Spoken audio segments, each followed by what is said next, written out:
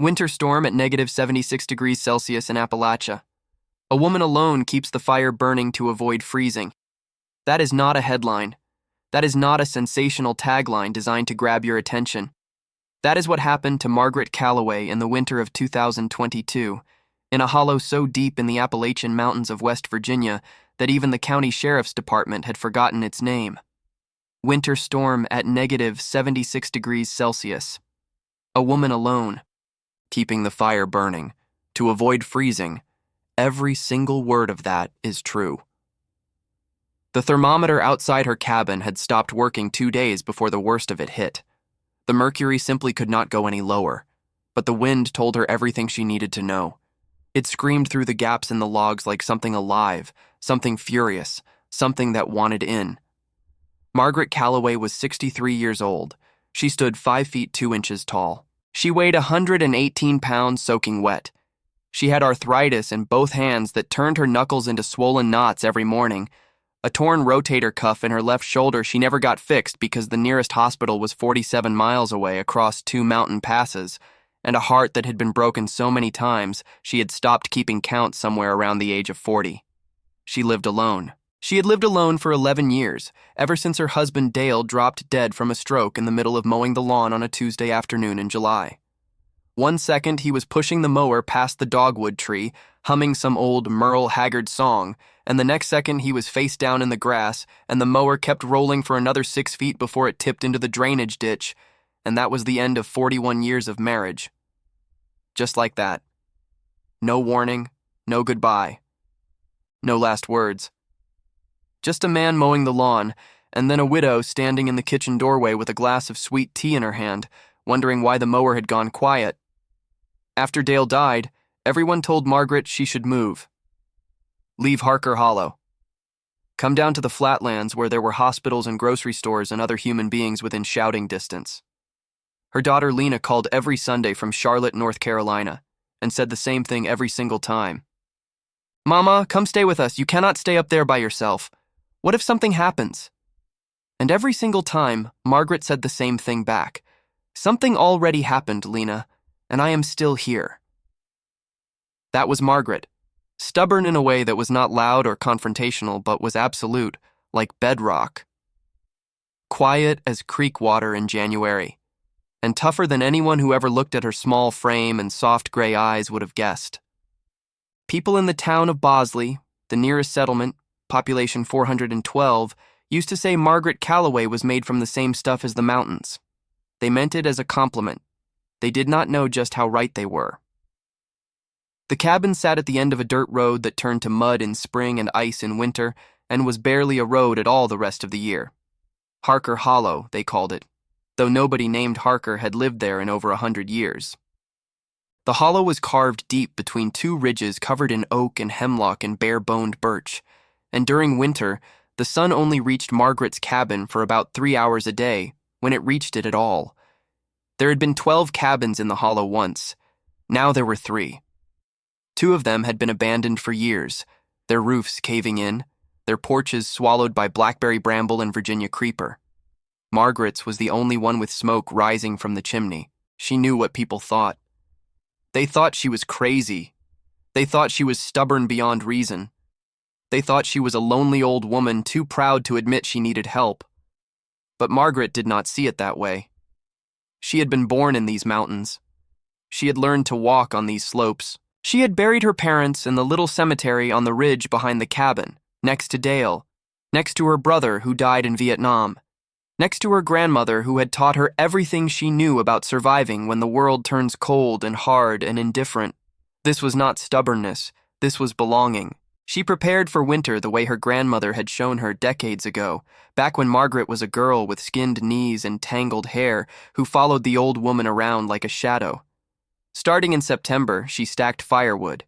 She did it herself with an axe and a splitting maul and 2 hands that ached every morning but still worked.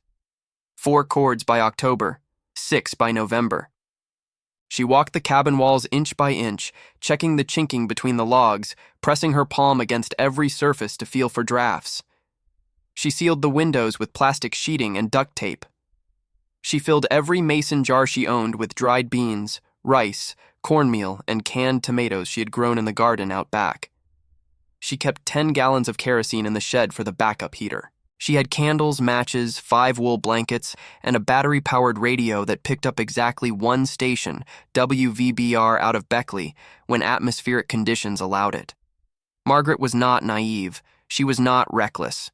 She was simply a woman who understood the mountains, who respected them, and who had decided a long time ago that if the mountains ever decided to kill her, she would rather die here than live anywhere else.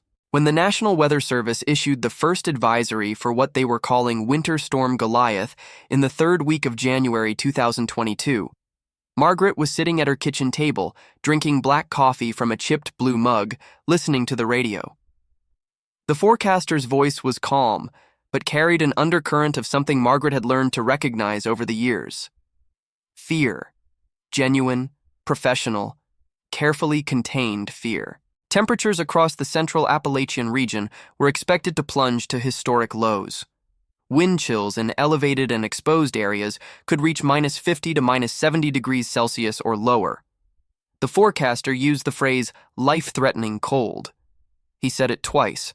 He said residents in remote and high-elevation areas should consider immediate evacuation to lower ground or designated warming shelters. Margaret took a sip of her coffee. She looked out the window at the sky above the ridgeline. It was the color of a bruise.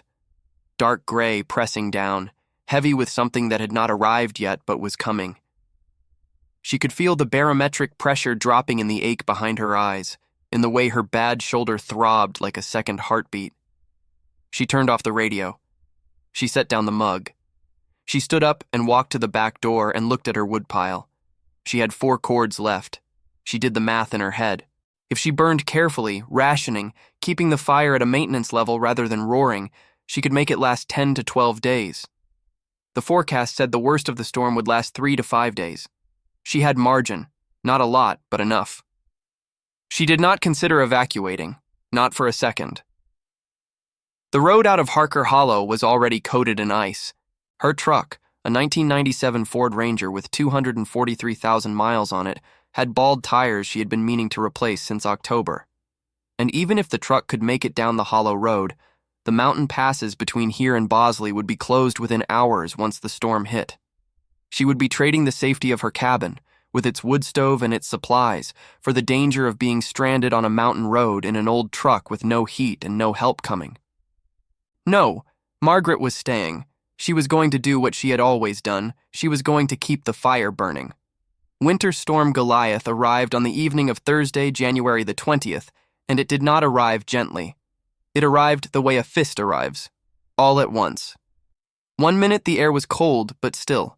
The kind of cold Margaret was used to, the kind that bites but does not break you. The next minute the wind came roaring down from the northwest like a freight train running off its rails, and the temperature began to fall so fast Margaret could feel it in her bones before any instrument confirmed it. The trees along the ridgeline bent and groaned. The plastic sheeting on the windows snapped and popped like sail canvas in a hurricane. The cabin itself seemed to shudder, as if even the logs and the stone foundation and the hand-cut rafters understood what was coming. By 9 o'clock that evening, the temperature outside had dropped to -30 degrees Celsius. Margaret checked the thermometer mounted in the window frame and pulled her cardigan tighter around her shoulders. She added 2 logs to the wood stove and adjusted the flue. The stove was her lifeline. A cast-iron Vermont Castings Defiant, 40 years old, heavy as sin, and the most reliable thing in her life. Dale had bought it the year they got married, and it had heated this cabin through every winter since. Margaret could read its moods the way she once read Dale's. She knew when it needed more air, when it needed less, when the coals were right and when they were fading. By midnight, the temperature had fallen to -42. The wind chill, had anyone been outside with an instrument capable of measuring it, would have registered somewhere between -60 and -76 degrees Celsius. At those temperatures, the world changes. Exposed skin freezes in under 2 minutes. Metal becomes so brittle it can snap like a twig. Spit freezes before it hits the ground. The moisture in your nostrils crystallizes with every breath. Water does not just freeze at those temperatures, it explodes. Margaret sat in the rocking chair beside the stove. She was wearing 3 layers of clothing, 2 pairs of wool socks, and Dale's old hunting coat, the one that still carried the faint ghost of pipe tobacco and motor oil, the one she had not washed in 11 years because that smell was the closest thing she still had to his voice. The fire crackled, the wind screamed. Between those two sounds, there was nothing else. No traffic on a distant road, no television murmuring in the next room. No neighbor's dog barking, no voice except the storm's, and the storm was saying one thing over and over in a language older than words. I am coming for you. At 2 a.m, Margaret rose from the rocking chair to add more wood. Her knees cracked, her shoulder ached. She shuffled to the front door and opened it just enough to reach the woodpile stacked on the covered porch, and the cold hit her like she had walked into a wall made of knives. She gasped, her lungs seized. For a terrifying instant, she could not breathe at all, as if the air itself had turned solid and refused to enter her body. She grabbed 3 logs blindly, slammed the door shut, and stood there with her back pressed against it, trembling, her bare hands burning from those 15 seconds of exposure. She looked at the thermometer. -51°C, and she knew, with the quiet certainty of a woman who had spent 63 years reading mountain weather, that it was going to get worse.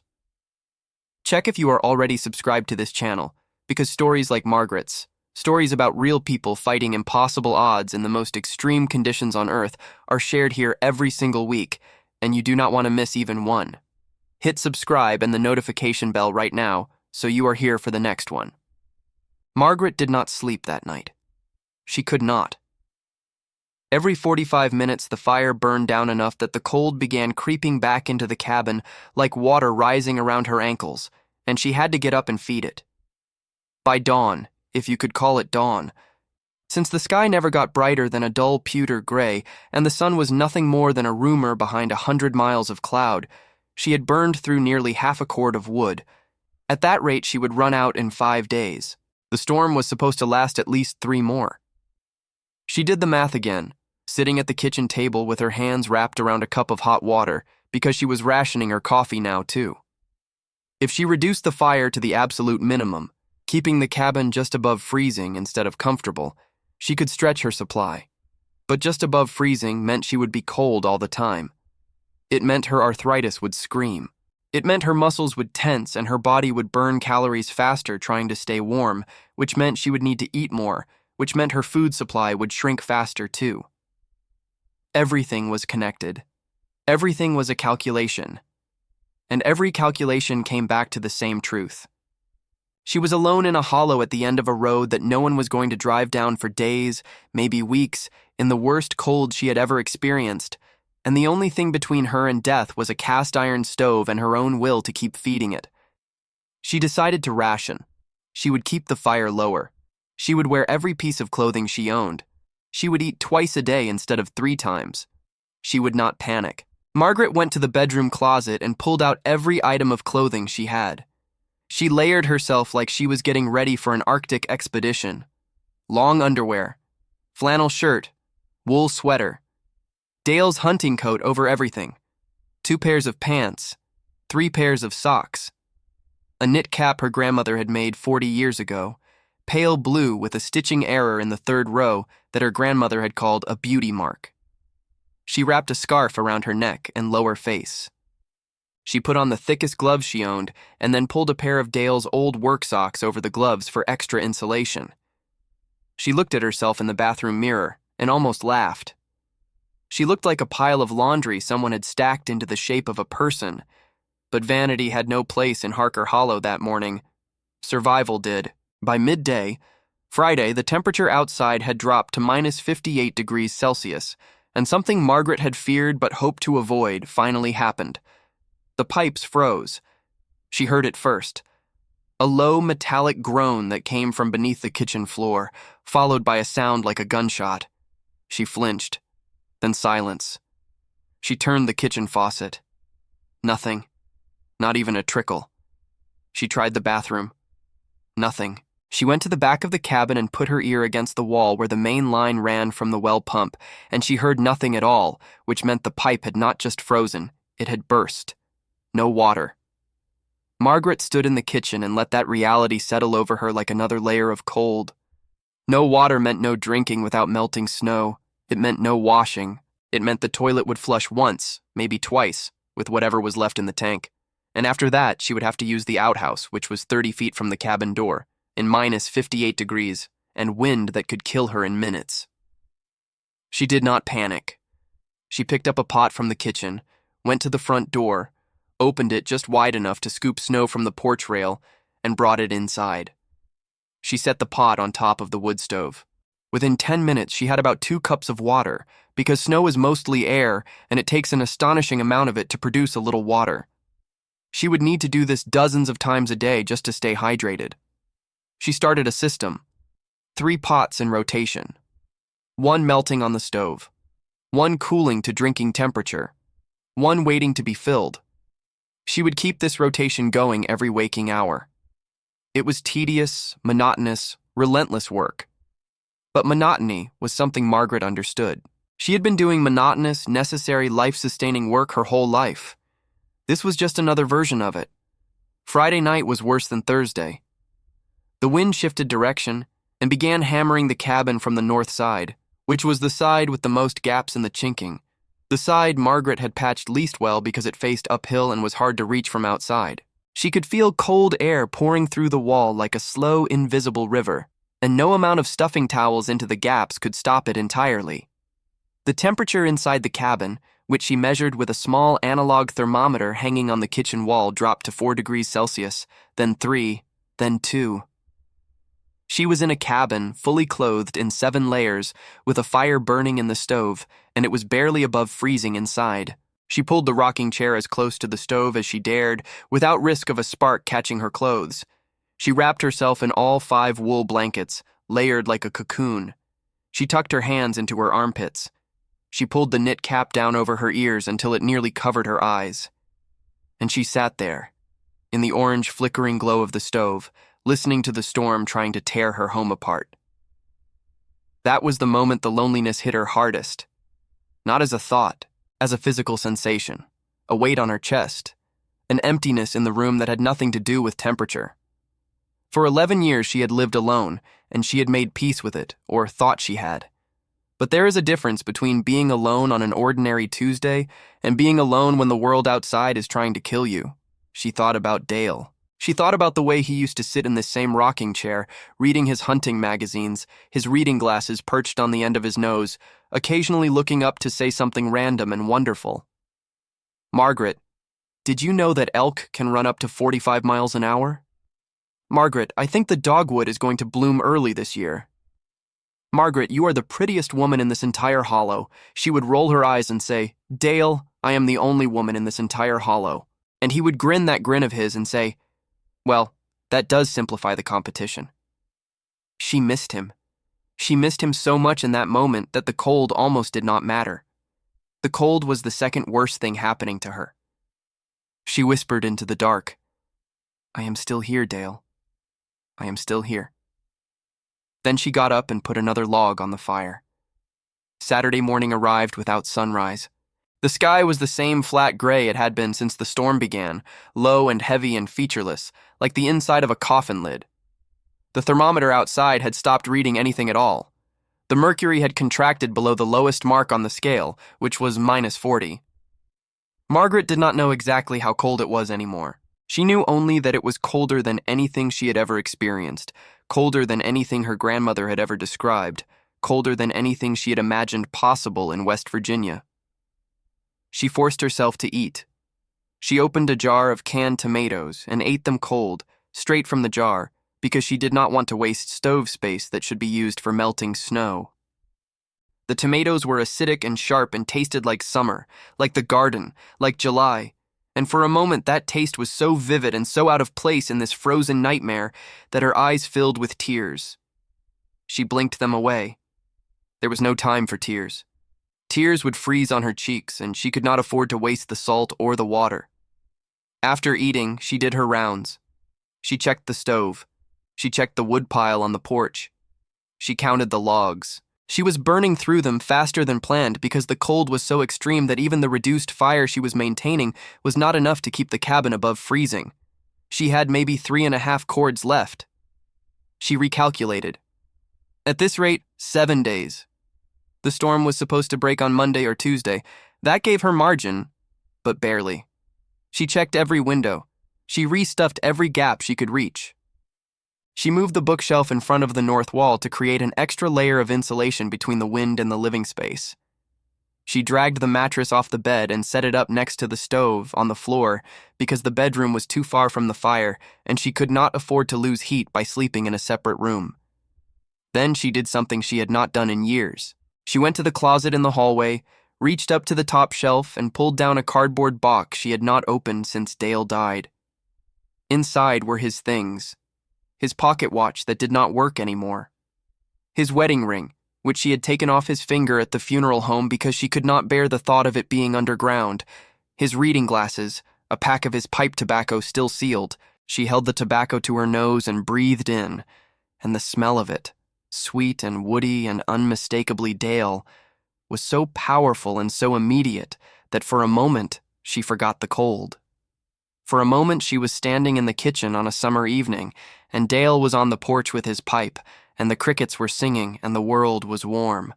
She put the tobacco back in the box. She closed the box. She did not put it back on the shelf. She set it on the floor next to the mattress, next to the stove where she could reach it. Then she went back to work. Melting snow, feeding the fire, staying alive. If this story is making you feel something, if Margaret's fight is hitting you in the chest the way it hit me when I first learned about it, drop a comment right now. Just write the words, "Keep fighting, Margaret." Let her spirit know, even across time and distance, that someone out there is rooting for her. Sunday was the day Margaret almost died. It started with the woodpile. She opened the front door to grab logs from the porch, the same motion she had repeated dozens of times over the past 3 days, and she saw something that made her stomach drop. The porch roof, which was old and had been sagging for years, had partially collapsed under the weight of the ice and snow. Half of the remaining woodpile was buried under the wreckage. Logs that had been neatly stacked were scattered and pinned under broken beams and roofing material. She stood in the doorway, the wind tearing at her face, and stared at the destruction. She had about 15 logs still accessible, still reachable without having to dig through the collapse. 15 logs. At the rate she was burning, that was maybe a day and a half, maybe less. The rest of the wood she needed to survive until the storm broke, was trapped under several 100 pounds of debris in negative 50-something degree weather, with wind that could freeze her hands solid in minutes. She closed the door. She leaned against it. She closed her eyes. For the first time since the storm began, she felt something she had been refusing to feel. Fear. Not the cautious, respectful awareness she had been operating on for days. Real fear. The kind that sits in your stomach like a stone. The kind that whispers in your ear with perfect clarity. You are going to die here. She opened her eyes. She looked at the stove, at the flames dancing behind the glass door, at the orange light playing on the cabin walls. She looked at the box with Dale's things in it. She looked at the mattress on the floor with its nest of blankets. She looked at the kitchen table where she had eaten 10,000 meals. She looked at the doorframe where, 40 years ago, she had marked her daughter Lena's height in pencil as the girl grew, inch by inch, year by year, until the marks reached 5 feet 4 and Lena left for college and never came back to the hollow to live. This was her life. This cabin. These mountains. This silence. And she was not going to let it end, because a roof caved in on her firewood. Margaret put on every layer she had. She wrapped her face so only her eyes were visible. She pulled Dale's old work gloves on over 2 layers of her own gloves. She found a pry bar in the tool shed attached to the back of the cabin, a short trip that nearly took her breath away permanently when the wind caught her in the open space between the buildings. Then she went out to the porch and began to dig. The first beam was lighter than she expected. Adrenaline is a powerful thing, and Margaret Calloway, at 63 years old, 118 pounds, with arthritis in both hands and a torn rotator cuff, lifted that beam and shoved it off the woodpile like it was made of balsa. The second beam was heavier. She had to use the pry bar, wedging it under the wood and leveraging her entire body weight to shift it. She worked in intervals. 3 minutes outside. then back inside to warm her hands over the stove, to catch her breath, to let the burning in her lungs subside, then back out. 3 more minutes. Another log freed. Another piece of debris moved. Her hands stopped hurting after the 4th trip outside. She knew that was bad. When your hands stop hurting in extreme cold, it does not mean they are warming up. It means the nerves are shutting down. It means frostbite is beginning. She ignored it. She kept working. By late afternoon, after nearly 4 hours of this brutal, punishing cycle, Margaret had recovered enough wood to last another 4 days. She had torn 2 fingernails clean off. She had frostbite on the tips of 3 fingers on her right hand and 2 on her left. Her shoulder felt like someone had driven a railroad spike through it. Her back was a single, continuous wall of pain from her neck to her tailbone. She stumbled inside, slammed the door, and collapsed on the mattress beside the stove. She could not move for 20 minutes. She just lay there, breathing, feeling the fire's warmth slowly, painfully returning sensation to her extremities. The thawing hurt worse than the freezing. It always does. Her fingers screamed as blood flow returned. She bit her lip until she tasted copper, but she had wood, she had fire, she was alive. Monday came and the storm did not break. The radio, which she had been conserving battery on, picking it up only twice a day for the weather report, told her what she already knew. Winter Storm Goliath had stalled over the central Appalachian region. The cold was not leaving. The wind was not stopping. The forecast had been extended. 2 more days, maybe 3. Margaret sat on the mattress and processed this information. 2 more days. She looked at her woodpile. She looked at her food supply. She looked at her water situation. 3 pots of melted snow in rotation, barely enough to keep her hydrated. She looked at her hands, which were swollen and discolored, the frost-bitten fingers turning an ugly shade of grayish-white that she knew from her grandmother's teachings was not good. Not good at all. She could lose those fingers. She knew that. If the tissue was dead, if the blood vessels were damaged beyond repair, she could lose them. She could lose her ability to grip an axe, to stack wood, to open a jar, to hold a cup of coffee, to live independently in this cabin. The storm could take her fingers, and through them, take everything else. She unwrapped her hands carefully and examined them in the firelight. The 3 worst fingers, the index and middle finger of her right hand, and the ring finger of her left, were hard and pale at the tips. She filled a pot with lukewarm water, as warm as she could make it without risking further damage to the tissue, and soaked her hands. The pain was extraordinary. It radiated from her fingertips up through her wrists, up her forearms like electrical current. She gritted her teeth and kept her hands in the water. She talked to herself while she soaked them. Not because she was losing her mind, because the sound of a human voice, even her own, was a weapon against the silence and the fear. You are Margaret Ellen Calloway. You were born in this hollow. You have survived 63 winters in these mountains. You survived losing your brother. You survived losing your parents. You survived losing Dale. You are not going to be beaten by weather. You are not going to be beaten by cold. You are going to keep the fire burning, and you are going to be here when this storm ends, standing in this kitchen, drinking coffee from this blue mug, looking out this window at these mountains. You are going to be here. She said it again, and again, until the words became a rhythm, a chant, a heartbeat. You are going to be here.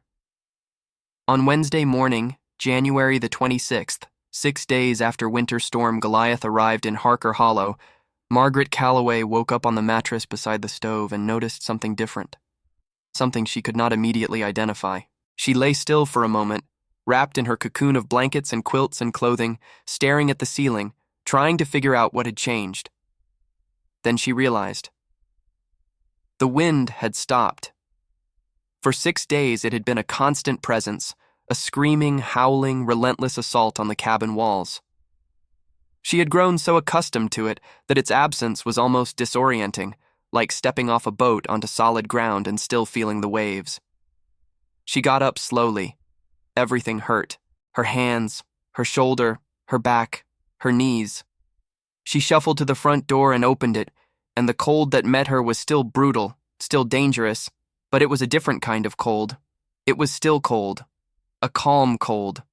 A cold that was sitting in place rather than being driven into her bones by 50-mile-per-hour winds. She looked at the thermometer. Minus 29 degrees Celsius. Still deeply, dangerously cold by any normal standard.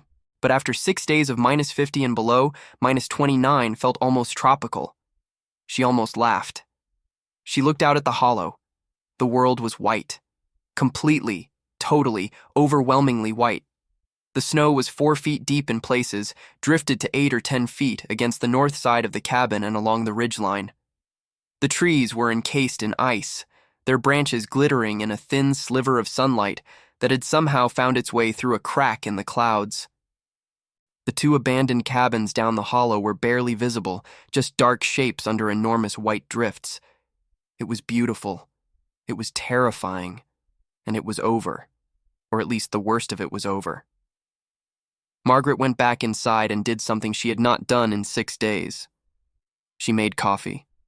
Real coffee. She boiled water on the stove and poured it through the grounds in the old percolator and stood there in the kitchen inhaling the steam, and the smell of it, rich and dark and ordinary, was the most beautiful thing she had experienced in nearly a week.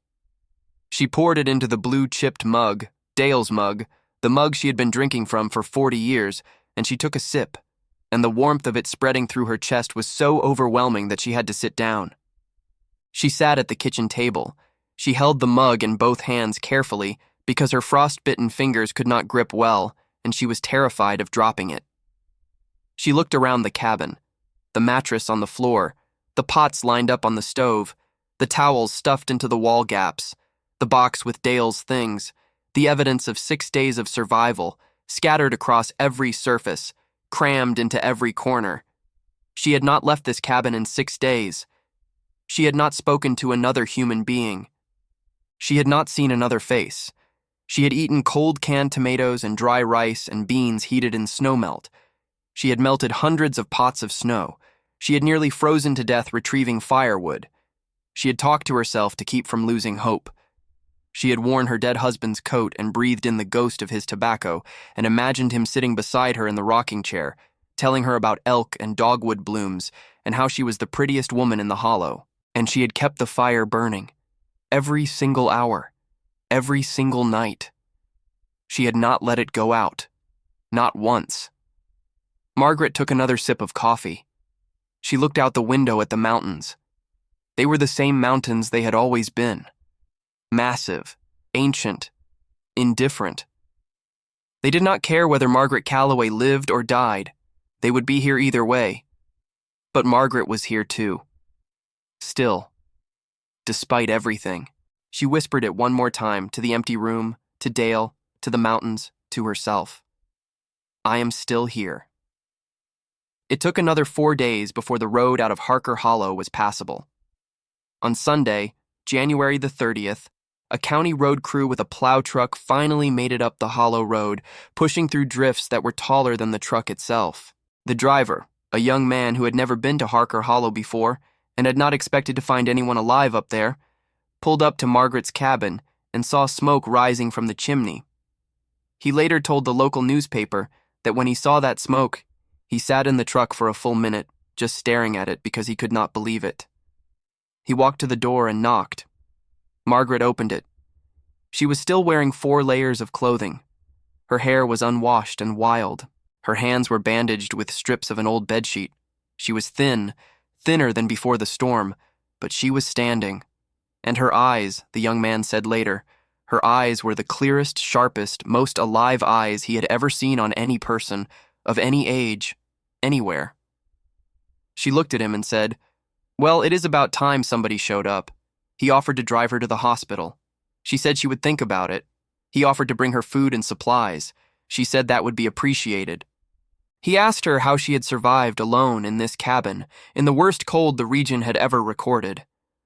Margaret looked at him for a long moment. Then she looked past him, at the hollow, at the ridge lines, at the white world gleaming in the winter sun. She said, "I kept the fire burning." That was all. She did not explain further. She did not elaborate. She did not give a speech about resilience or survival or the human spirit. She just said what was true. I kept the fire burning. Margaret Calloway did eventually go to the hospital. She lost the tips of 2 fingers on her right hand to frostbite. The doctor said she was lucky it was not more. She told them luck had nothing to do with it. She went back to Harker Hollow. Of course she did. Her daughter Lena drove up from Charlotte and spent 2 weeks with her, fixing the porch roof, restocking the firewood, patching the walls. Lena asked her again to come live in Charlotte. Margaret said no. Lena cried. Margaret held her daughter's face in her bandaged hands and said, "Lena, baby, I know you are scared for me. I know this frightens you. But I have lived in these mountains for 63 years, and these mountains have been here for 300 million years, and neither one of us is going anywhere." She was right. As of the last report, Margaret Calloway is still in Harker Hollow, still in the cabin, still stacking firewood every September, still sealing windows with plastic and duct tape, still drinking black coffee from a chipped blue mug, still wearing Dale's coat when the weather turns cold, still keeping the fire burning. Some people survive because they are rescued. Some people survive because they are lucky. And some people survive because they simply refuse, with every fiber of their being, with every beat of their stubborn, broken, beautiful heart, to stop. Margaret Calloway did not wait to be rescued. She did not depend on luck. She kept the fire burning, minute by minute, hour by hour, log by log. In the deepest cold that Appalachia had ever known, a woman alone in a hollow that the world had forgotten decided that she was not finished yet. And the cold, as powerful as it was, as relentless as it was, as ancient and indifferent as the mountains themselves, could not argue with that. If you watched until here, it is because this story moved you. Leave a comment saying, "I watched until the end, so I can know you, so I can see who you are, so I can understand who really connects with the stories on this channel." Hit the like button if Margaret's strength inspired you. Share this video with someone who needs to hear that it is possible to survive the coldest, loneliest, hardest season of their life, as long as they keep the fire burning. And if you are not subscribed yet, subscribe right now and turn on notifications, because every week on this channel, there's a new story about someone who looked the impossible in the face and said, "I am still here."